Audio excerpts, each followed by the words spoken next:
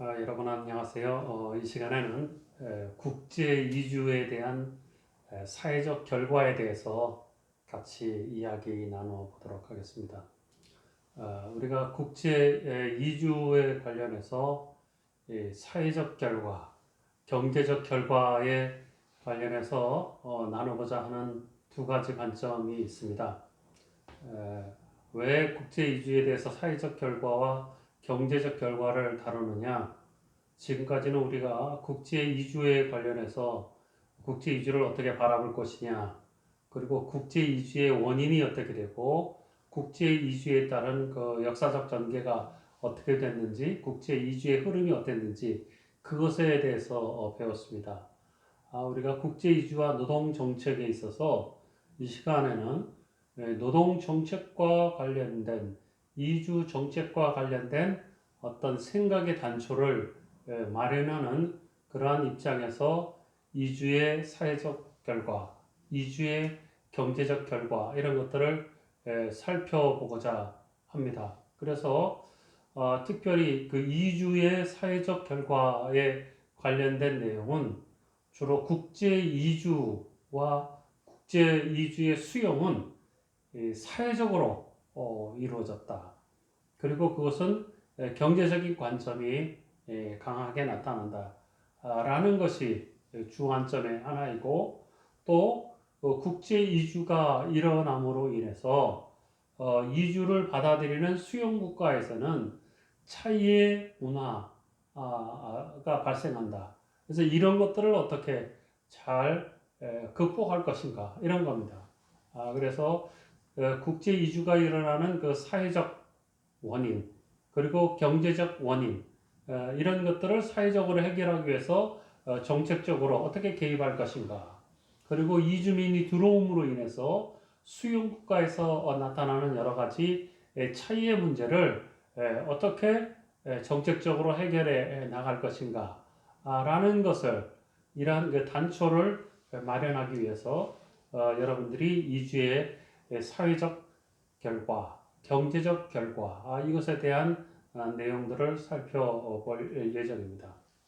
그래서 국제 이주가 이루어지는 대전제는 일반적으로 수요와 공급의 사회적 결과, 이 관점을 우리가 가지고 있습니다. 그래서 우리가 국제 이주의 원인에 대해서, 또 국제 이주에 따른 그 이론, 이런 관점에서 이미 수요와 공급의 경제 원리에 대해서는 우리가 배웠습니다. 그래서 후진국에서는 취업을 원하는 젊은 그 인력, 노동력, 남아도는 그 노동력에 대해서 수출할 필요가 있는 그런 입장이 송출국에 있고, 또 선진국에서는 그 노동시장에 진입하는 그 젊은이들의 노동력이 필요한데, 젊은이들의 그 노동력이 부족하기 때문에 노동력의 수입에 필요가 있다. 그래서 경제적 원리에 따라서 수요와 공급의 이 원칙에 의해서 이주가 결국은 이루어진다라는 것이 사회적인 원인에 의해서 커다란 하나의 흐름이고, 두 번째의 흐름은 그 산업의 구조 조정에 따른 것이다. 그래서 어떻게 보면 저숙련, 그다음에 저임금, 그 열악한 환경, 이런 것들은 가능하면 많은 이윤을 남기지 못하기 때문에 제3세계에 넘긴다든지 아니면은 이주 노동자로 이렇게 대처하는 것이다. 그래서 이러한 산업 구조 조정에 따라서 이주의 수요가 늘어나는데, 혹시 그 3D 업종과 같이 내국인들이 잘 가지 않는 그런 일자리의 환경 개선을 해서 내국인들이 3D 업종에 가서 일을 하게 한다 하더라도 결국은 이 3D 업종은 국제 경쟁력을 갖기 위해서 다시 말해서 그 3D 업종과 관련된 것들을 해외에 물량을 준다든지 그런 방식으로, 다시 외주를 준다든지 그런 방식으로 재배치할 수밖에 없는 이제 그런 상황이다. 그래서 국제 이주에 대해서 수용하는 국가의 입장에서는 사회적 결과에 의해서 수용하게 되는데 그거는 크게 두 가지다. 하나는 수요와 공급의 경제 원리고 두 번째는 산업 구조 조정이다. 이런 거예요. 물론 이제 우리가 국제 이주 이론에서는 개인적인 것들 그리고 사회적인 것들 그리고 개인적인 것과 사회적인 것들이 어떻게 결합되는 방식으로서의 국제 이주가 어떻게 이루어지는지 또 네트워크에 의해서 또 자연 환경에 의해서 어떻게 이루어지는지 우리는 이론적으로 살펴봤습니다. 그러나 지금 여기에서는 국제 이주가 이루어지는 사회적 결과로서 큰 대전제, 수요와 공급, 산업 구조 조정과 같은 이러한 경제적인 입장에서 우리가 한번 두 개의 전제를 살펴보는 겁니다. 그래서 특별히 국제 이주 같은 경우는 유럽에서 먼저 시작이 돼서 유럽에서는 어떻게 이루어졌는지 그 흐름을 보고 또 유럽에서 사회적 결과로서 국제 이주가 왜 발생할 수밖에 없었는지에 대한 구체적인 내용을 같이 살펴보도록 하겠습니다. 앞서 우리가 국제 이주 원인에 대해서 살펴보면서 유럽에서 현대적 의미에서 국제 이주는 세계 2차 세계대전이 일어난 뒤에 유럽 사회가 전쟁으로 다 망가졌죠. 그래서 우리에게 익숙한 그 IMF가 개입을 해서 국가를 재건할 수 있도록 한 거죠.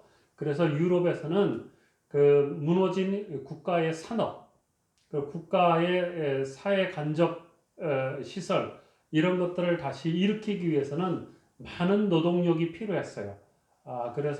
그러나 이 1, 2차 세계대전이 지나면서 국가의 기간 산업이 너무 많이 망가졌을 뿐만 아니라 많은 젊은이들이 전쟁에서 죽었어요.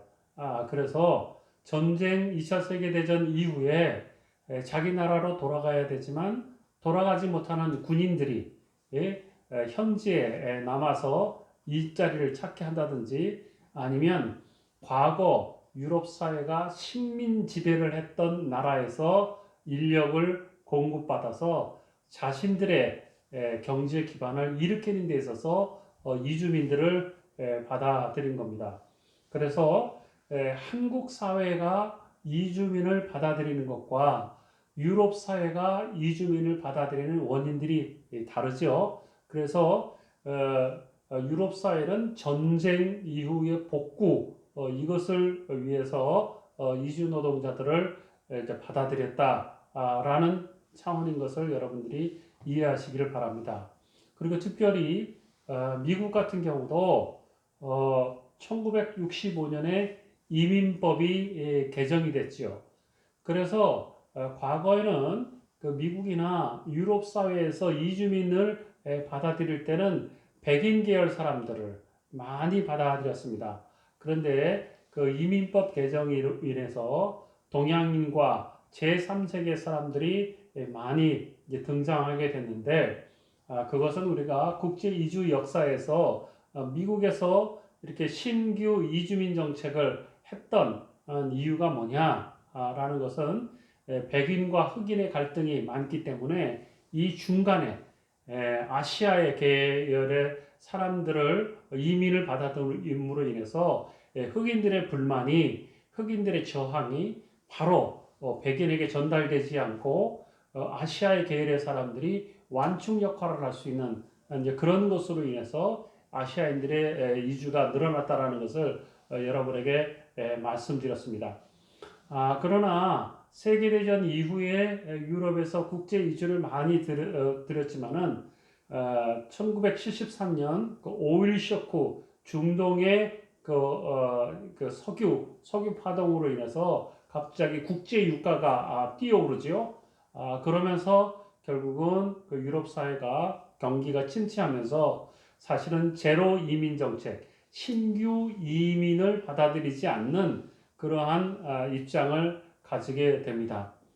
그러나 이미 들어와 있는 세계 2차 대전 이후에 이미 들어와 있는 이주민들은 가족 가족과 같이 재결합하는 문제가 있었고 자녀 문제가 있고 그러기 때문에 유럽 사회에서는 이주 노동자들을 제로 이민 정책을 취할 수 있는 것이 아니라 이 가족의 재결합을 목적으로 초청 이민을 하거나 이런 제한적인 조치를 취했다가 결국은 1990년대 초부터 소위 말해서 이 사회주의 국가의 새로운 경제적 정치적 원인 페레스트로이카의 그 새로운 개혁 이런 바람이 불고 결국은 1990년이 넘어가고 2000년이 되면서 동구권이 결국은 시장 경제를 받아들이게 되죠.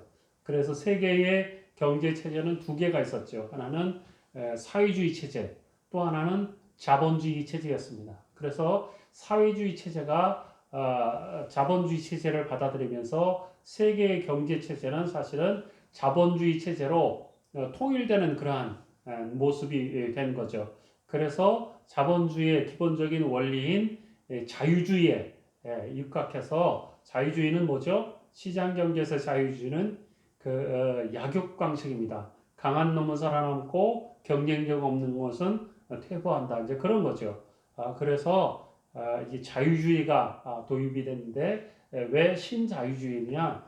기본적으로 자유주의는 소위 말해서 이제 약육강식 이렇게 하다 보니까 자본을 많이 가진 사람들이 노동자들의 저임금에 장시간 노동 이런 식으로 사람들을 고용을 하고 일을 시키다 보니까 인권 문제가 많이 발생했어요.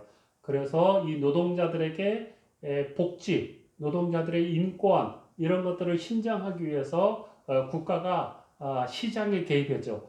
자본주의의 기본 원리는 자유주의이기 때문에 소위 말해서 국가가 시장에 개입하지 않고 생산자와 소비자가 알아서 자율적으로 보이지 않는 손에 의해서 가격이 결정되는 건데 그러나 국가가 개입을 합니다. 그래서 사회복지가 만들어지게 되고 이 국가가 시장에 개입해서 만드는 사회적 소외계층을 보호하기 위한 이 사회복지에 의해서 자유주의가 아니라 조금 수정된 자유주의를 만들어내는 거죠. 그래서 그것을 우리가 개인스주의라고 그렇게 이야기를 합니다.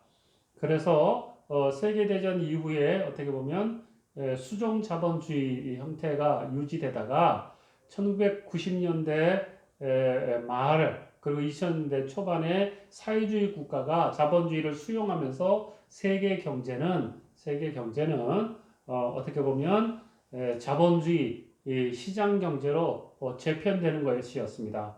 그래서 다시 옛날과 같이 국가가 시장에 개입하지 않는 그런 작은 정부 그리고 규제 철폐 이런 것들을 요구하면서 어떻게 보면 시장에 경쟁력 있는 시장에서 경쟁력 있는 그런 상품 이런 것들은 이제 살아남는 그런 자유주의와 같은 이런 것들이 다시 복원된다라는 의미에서 신자유주의 이런 것들이 나타나기 시작했어요. 그래서 그때부터 기업의 해외 이주 그리고 값싼 노동력의 국제 이주 이런 것들이 본격화됐다라는 거죠. 그래서 유럽 사회도 1990년대 말 이후에 선진국으로의 이민이 본격화됐다라는 것이 유럽의 역사적인 과정입니다. 그러면 유럽 사회에서 그 이주를 받아들일 수밖에 없는 사회적 원인에 대한 구체적인 내용들은 어떤 것인가 라는 것들에 대해서 한 몇 가지로 한번 살펴보도록 하겠습니다. 하나는 아까 서두에 말씀드렸듯이 2차 선진국의 경제적 부흥을 위한 것이었습니다. 그래서 이것은 두 가지 형태로 나타나는데 유럽 사회가 이주민들을 이주노동을 받아들이는 것은 세계 2차 대전 후에 본격적으로 받아들이기 시작했고 그 다음에 1995년부터 2005년까지 유럽 사회가 급격하게 경제 성장을 하면서 이주 노동자들을 많이 받아들이게 됐습니다. 그래서 예를 들어서 미국 같은 경우는 1995년부터 2005년까지 약 1600만 개의 일자리가 있었습니다. 그런데 이 중에 900만 개, 1600만 개 일자리 중에 약 55%가 이주 노동자가 어떻게 보면 일을 하게 됐다 이런 거죠. 그래서 미국 사회는 그 신자유주의 1990년 이후에 어떻게 보면 굴뚝 산업을 중심으로 하는 2차 산업보다는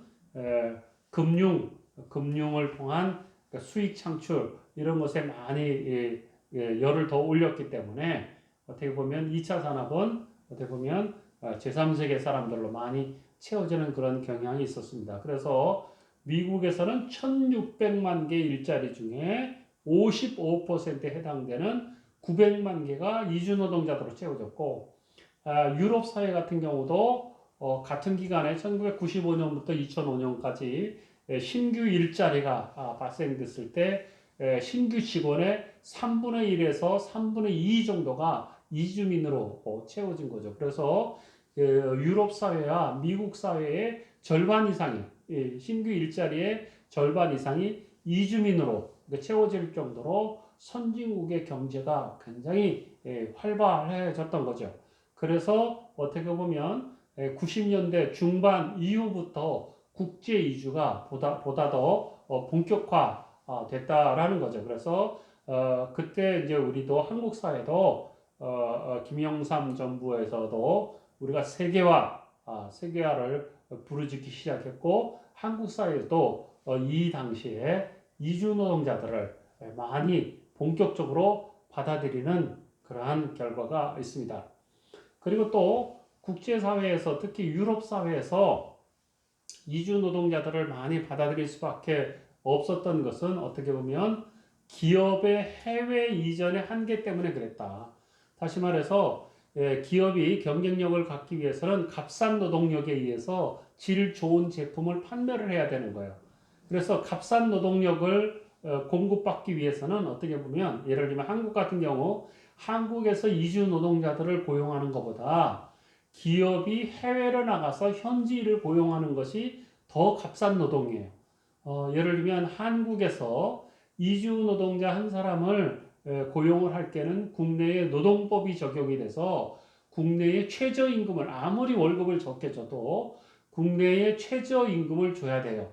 180만 원, 190만 원 이렇게 한 달 월급을 줘야 되는 거예요.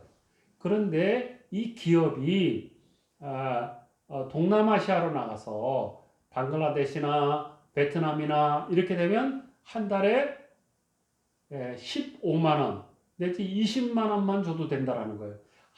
노동자 한 사람에게 줘야 될 임금의 10분의 1만 줘도 기업을 고용을 해서 기업을 운영할 수 있다라는 겁니다. 그래서 기업을 해외로 이전해서 기업의 경쟁력을 낮춥니다. 그래서 뭐 자동차, 컴퓨터, 뭐 의류 이런 것으로 다 이렇게 하게 되는데 그러나 당장 내가 집을 짓는다든지 또 당장 내가 호텔을 경영하는데 거기서 일할 사람이 필요한다든지 식당에서 일할 사람이 필요하다든지 이럴 때는 누군가가 사람이 있어야 되는 거예요.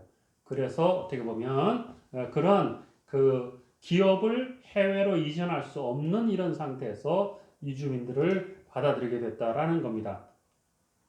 그리고 또 하나는 우리가 잘 아는 대로 국제 이주의 그 수용을 받아들일 수밖에 없는 것은 인구학적 요인이 있다. 이건 여러분들이 잘 알 거예요. 그래서 특별히 우리가 중요한 것 중에 하나가 생산 가능한 인구의 저하. 한국 사회도 이게 문제가 심각하죠. 생산 가능한 것은 돈을 벌 수 있는 이런 건데 15세부터 64세까지를 생산 가능 인력이라고 하는데 지금 유럽 사회는 2050년까지 14세 이하의 인구가 현재 인구보다 13.4%로 감소하는 거예요. 그러니까 젊은 층이 엄청난 수로 줄어드는 거죠. 그리고 생산 가능 인구는 57%로 감소될 것을 예측했습니다. 그래서 어떻게 보면 일자리에서 일할 수 있는 젊은이들이 급격하게 줄어들기 때문에 유럽 사회는 이주민들을 받아들일 수밖에 없었다라는 것이 사회적 원인으로 그렇게 설명하고 있습니다. 그리고 또 하나는 국제 이주를 수용할 수밖에 없고 점점 늘어날 수밖에 없는 것은 어떻게 보면 또 다른 측면에서 공장 노동자보다는 3차 산업의 저숙력 서비스 업종이 다양화됩니다. 특별히 유럽 사회에서 여성들이 저출산을 하게 되고 그 다음에 가사의 일을 하지 않고 그러니까 일자리를 갖고 가사의 일을 등한시하게 됩니다. 그래서 가사 도우미, 식당, 청소부 이런 쪽에 어떻게 보면 종사할 수 있는 이주 여성들이 많이 또 한쪽 측면에서 증가하기 시작했습니다. 그래서 유럽 사회에서는 90년대 중반, 2000년대 초 이때 이주 여성도 많이 늘어나게 됩니다. 그래서 이주 여성의 국제 그 이주가 늘어날 수밖에 없고 국제 이주를 수용할 수밖에 없는 것들이 그 저숙련 서비스 업종이 유럽 사회에서 또 미국 사회에서 다양화되면서 그렇게 됐다라는 거죠. 그리고 또 하나는 국제 이주의 사회적 원인은 무엇이냐? 숙련 이주 노동자의 그 이주입니다.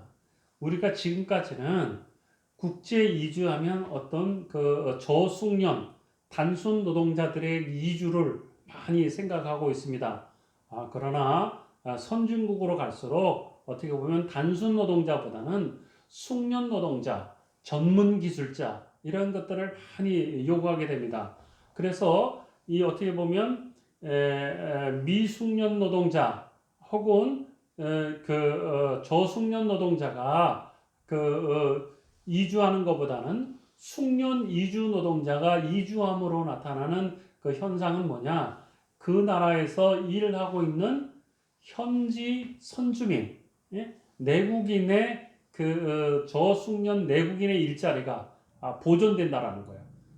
이것은 이런 것과 관련된 자세한 내용은 그 이후에 이주의 경제적 결과 이런 것에서 자세하게 설명하겠습니다. 그래서 하여튼 캐나다나 미국이나 유럽 사회에서 숙련된 이주 노동자 또 전문직 이주 노동자들을 받아들일 수밖에 없는 사회적 원인에 의해서 이주가 또 늘어날 수밖에 없었다. 그런 겁니다. 특별히 1980년대 이후에 이주한 사람들이 이주 사업가로 가는 거예요. 어떻게 보면 2차 산업의 노동자로 가거나 3차 산업의 저숙련 그 서비스 업종으로 가는 사람도 있지만 오히려 사업가로 돈 있는 사람들이 가는 거죠. 그래서 이주민들이 현지에 외국으로 이민을 가서 거기에 사업가로 변신하고 자기의 수입이 증가하니까 현지에서 자기 출신국의 국민들을 고용하게 되면서 이주가 더 많이 늘어나게 되는 사회적 원인이 있다. 그래서 여기에 있는 것처럼 그 사업가의 비중들이 나타나죠. 영국에는 전체 사업가 중에 12%가 이주민이고 벨기에, 독일, 프랑스 같은 경우는 13%의 이주민이 사업가고 스웨덴 같은 경우는 약 15%의 사람들이 이주민이다라는 설명입니다. 또 국제 이주가 많이 늘어날 수밖에 없고 그런 것들을 수용할 수밖에 없는 또 다른 이유 중에 사회적 결과는 뭐냐?